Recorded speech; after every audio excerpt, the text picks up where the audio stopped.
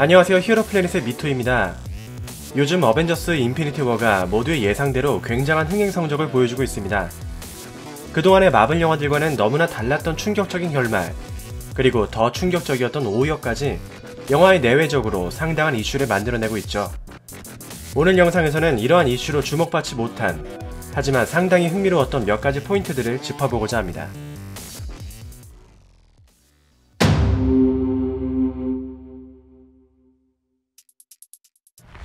토르 일행이 도착한 곳은 니다벨리르라는 우주 원광 이그드라시를 통해 서로 연결된 아스가르드의 9왕국 중에서 드워프들만 사는 곳입니다.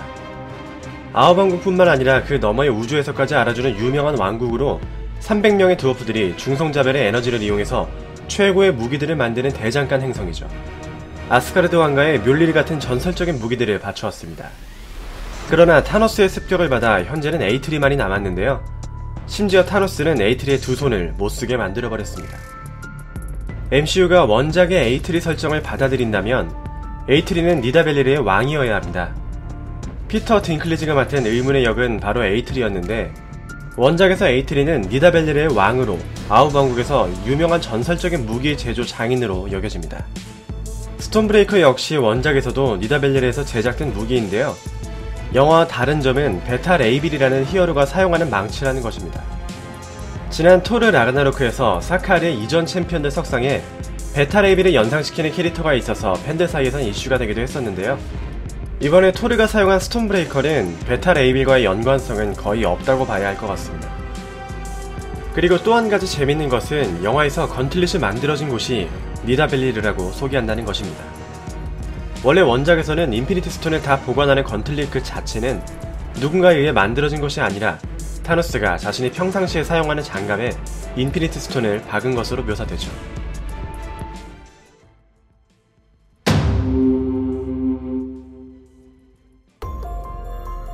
소울스톤이 있는 곳이 마침내 밝혀졌습니다. 헬라와 헤임달을 포함해서 굉장히 많은 추측이 있었던 소울스톤의 행방은 결국 사실상 우리가 예상하는 것 자체가 불가능한 MCU만의 자체적인 설정의 공간 보르미르였습니다. 원작에서의 보르미르는 파충류 외계인들이 사는 크리 은하계의 한 행성으로 나올 뿐이었으며 그 외에는 일체의 설정이 없었던 행성인데요.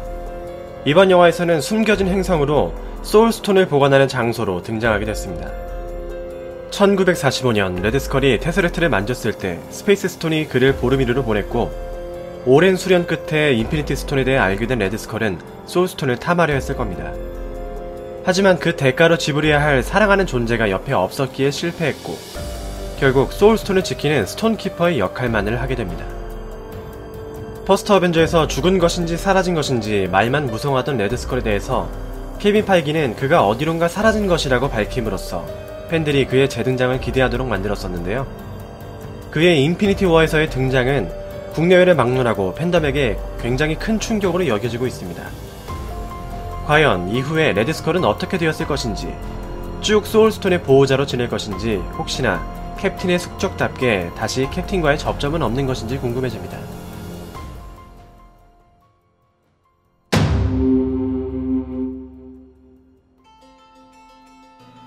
타노스가 노웨어에서 리얼리티 스톤의 위력을 제대로 보여줬었죠. 행성 자체를 함정으로 만드는 것은 물론 드렉스를 돌덩이로 만들어서 조각냈고 멘티스를 얇은 종잇장처럼 만들어버렸죠. 이런 게 바로 리얼리티 스톤의 강력함인데요. 원작에서도 타노스는 이렇게 비인륜적인 방법으로 인피니티 스톤을 이용해서 고문을 가한 바가 있었습니다. 타노스는 그의 동생 스타폭스와 스스로가 그의 손녀라고 주장하는 네뷸라를 드렉스와 멘티스에게 하듯이 아주 똑같이 고문한 바가 있었죠.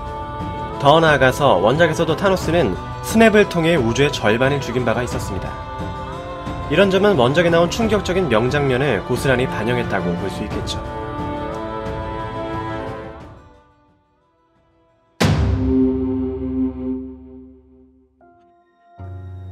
쿠키 영상에선 와칸다의 이상징후를 포착한 닉 퓨리가 마리아 힐이 눈앞에서 먼지로 사라지는 걸 똑똑히 목격한 후에 누군가에게 연락을 취하지만 그 자신도 사라지는 장면이 나왔습니다. 마지막까지 어머니를 찾는 아름다운 효심을 보여줘서 논란이 되기도 했죠. 어쨌든 그 연락장치에서는 캡틴 마블을 연상시키는 심볼이 등장합니다. 캡틴 마블은 어벤져스 4 직전에 개봉하는 마블 스튜디오 작품으로 가장 강력한 어벤져스 멤버 캡틴 마블을 소개할 영화로 기대를 모으고 있죠.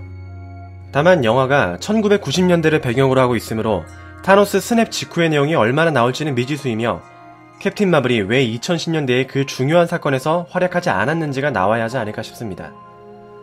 그녀가 시간 속에 갇혀 있다거나 원작에서 그녀와 밀접한 관련이 있는 크리 제국에 가 있는다거나 하는 식으로 설명이 될 수도 있겠죠. 과연 그녀가 어벤져스4에서 어떤 활약을 할지 기대가 됩니다.